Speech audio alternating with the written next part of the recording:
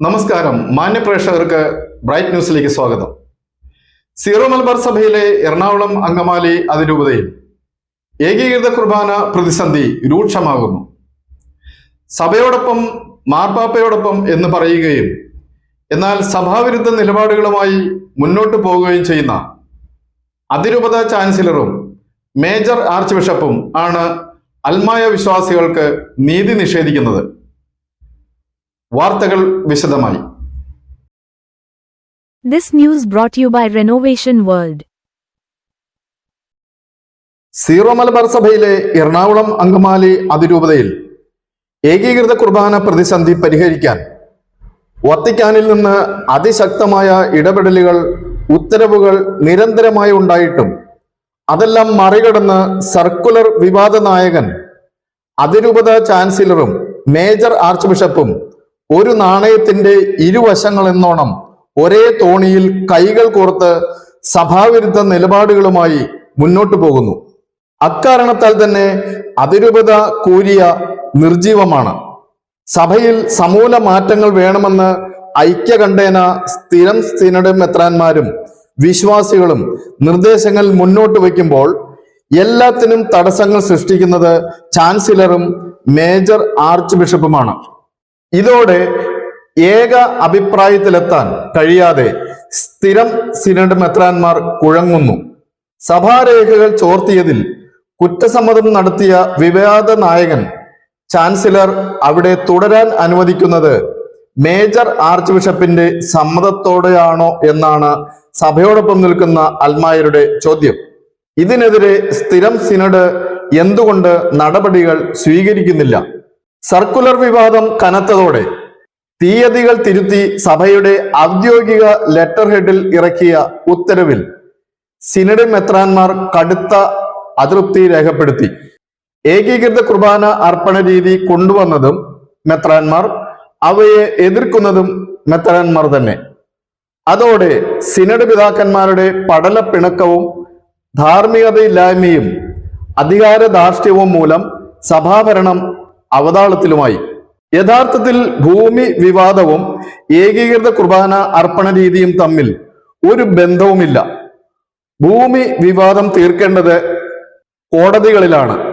കുർബാന അർപ്പണം എന്നത് കാനൂനിക നിയമപ്രകാരവും പൈതൃക രീതിയിലും പൗരസ്ത്യ സഭയായ സീറോ മലബാർ സഭയുടെ പാരമ്പര്യ രീതിയിലുമാണ്.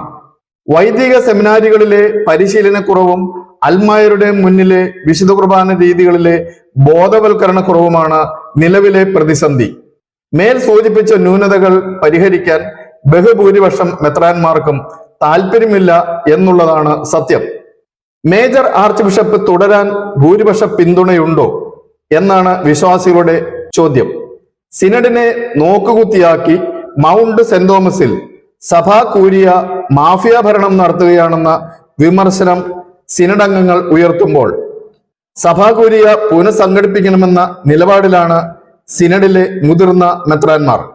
ഇനിയും മൗണ്ട് സെന്റ് തോമസിൽ സഭാ കൂരിയ ഭരണം വിവാദ നായകൻ ചാൻസലർ തുടരാൻ അനുവദിച്ചാൽ സഭയോടൊപ്പം നിൽക്കുന്ന വിശ്വാസികൾ ചോദ്യം ചെയ്യും.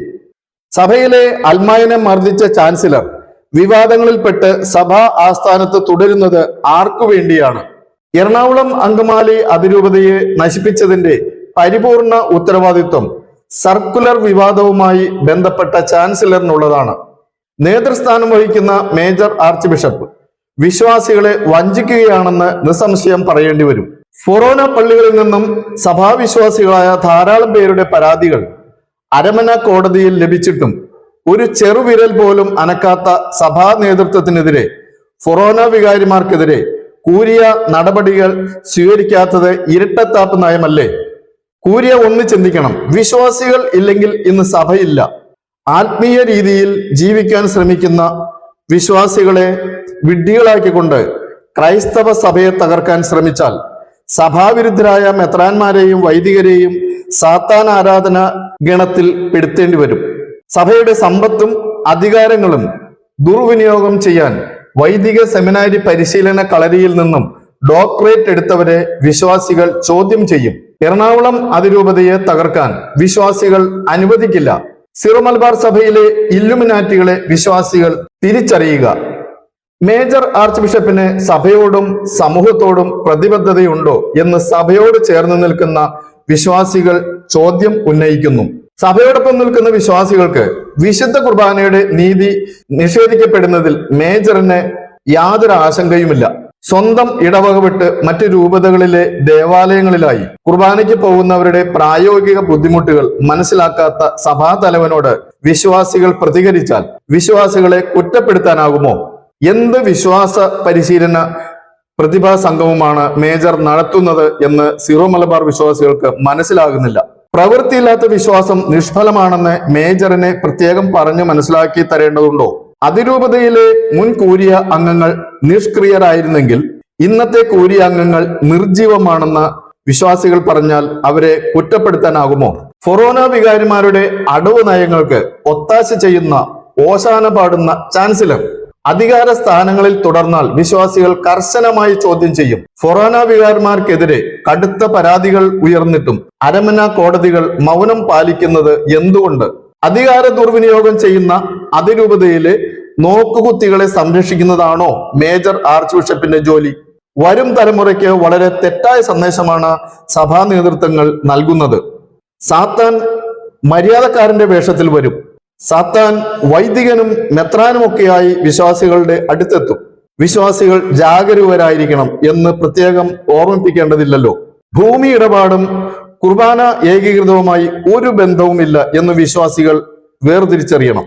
സഭയെ അനുസരിക്കാത്ത ഫൊറോന വികാരിമാർക്കെതിരെ ശക്തമായ നടപടികൾ സ്വീകരിക്കണം. സഭാ നേതൃത്വം മൗനം വെടിയണം.